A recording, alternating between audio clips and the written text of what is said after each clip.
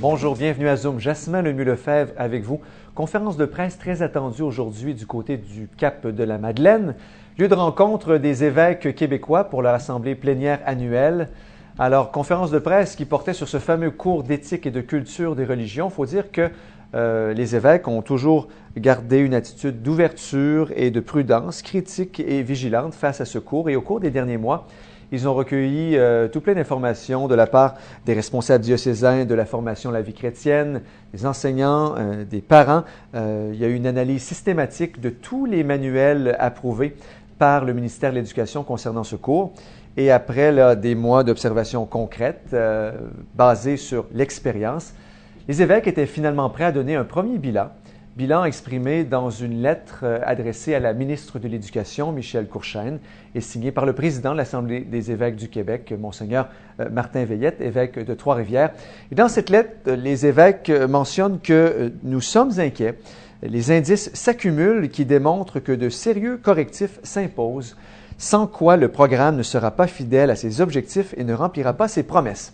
Alors, 3 points d'inquiétude majeurs. Tout d'abord, face aux parents. Alors, même si l'implantation du cours se fait dans une tranquillité, somme toute, généralisée, excepté bien sûr ce mouvement de contestation du caractère obligatoire du cours, ça ne signifie pas qu'il y a une satisfaction générale de la part des parents. Au contraire, souvent, ils se disent ignorants de ce qui se passe en classe. Il mentionne également qu'il faut respecter cette liberté de conscience que certains parents ont exprimée en faisant des demandes d'exemption.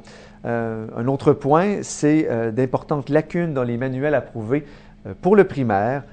Tout d'abord par la place accordée à la tradition chrétienne dans ces manuels, également le traitement de la tradition chrétienne. L'approche est généralement respectueuse, oui, mais elle est plus souvent qu'autrement anecdotique, particulièrement ce qui a trait au récit fondateur de la tradition chrétienne. La dimension expérientielle y est absente. Les évêques notent également que l'apport du christianisme à la vie sociale et culturelle du Québec n'est presque pas mentionné quand on connaît l'importance de cette tradition en ce qui a trait du mouvement coopératif et socio-communautaire et de l'engagement des chrétiens dans différentes sphères de la vie sociale et culturelle aujourd'hui.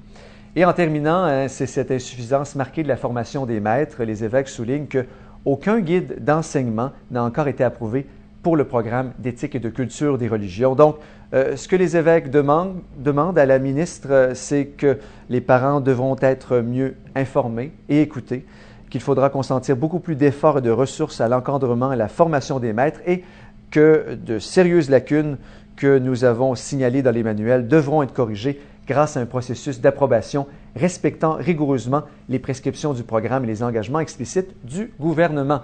Nous avons mis sur notre blog cette lettre dans son intégralité. Je vous invite à la lire. Je vous laisse avec cette audience générale de Benoît XVI aujourd'hui. Benoît XVI qui a parlé de Saint Anselme d'Aoste. Chers frères et sœurs, Saint Anselme, dont nous célébrons cette année le 9e centenaire de la mort, est né à Aoste en 1033. Il fut un moine à la vie spirituelle intense, un théologien en grande capacité, un défenseur de la liberté de l'Église.